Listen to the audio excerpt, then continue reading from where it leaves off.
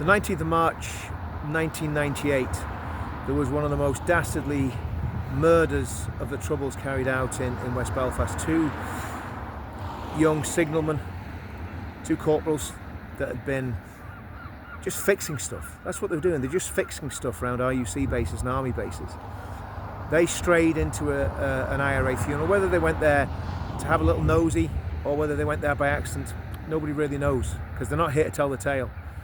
The car was very quickly surrounded by a mob.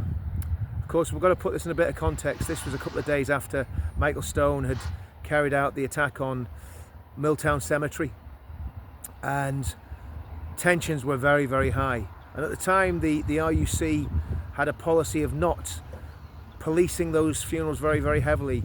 The support company for my regiment, the Duke of Wellington's regiment, was a few hundred metres away, and the police would not let them go in to intervene. It's believed that the police didn't let them go in, and this was just the word on the street, because they believed that the two men in the car were loyalist terrorists. Of course they weren't, they were soldiers. And they weren't frontline soldiers. They were just guys that fixed wires and did signal stuff. And the car was very quickly surrounded by a mob. Prominent Republicans attacked the car. They dragged the two young soldiers out the car. They were dragged away to Casement Park. They were beaten severely, stripped naked, and then shot dead. And that was what was happening in the 80s in Belfast. I was 19 years old, just coming up to 20 when that happened, and I was actually on leave at the time in Northern Ireland, staying with my fiancée. And the reality is that shocked every one of us, because we realised the brutality of what we were standing against. And yet now,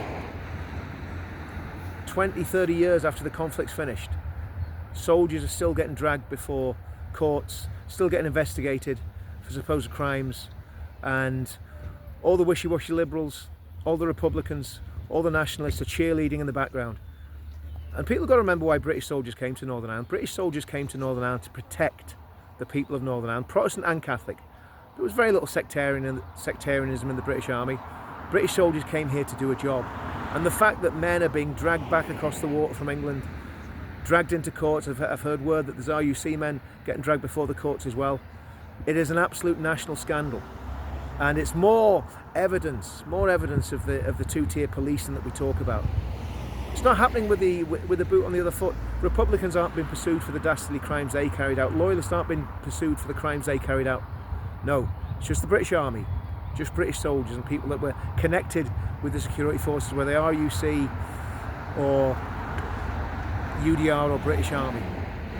And the reality is that this has gone on for far too long, and this has to stop. The persecution of our veterans should be remembered on war memorials and with poppies, not with court cases and writs been served to men in their 60s, 70s and 80s. It's got to stop. And the question is, who's going to stop it? We don't see too much of a clamour from people in Parliament anymore. Even the Conservative Party under Theresa May pursued these cases. Dennis Hutchins wasn't dragged through the courts under the Labour government. Dennis Hutchins was dragged through the courts under the Conservative government, and we've got to remember that. The Uni Party's got to go, this sort of nonsense has to go, and we need a completely fresh start. And the veterans of all these conflicts need to be protected by the state and not thrown under the bus. See you all soon.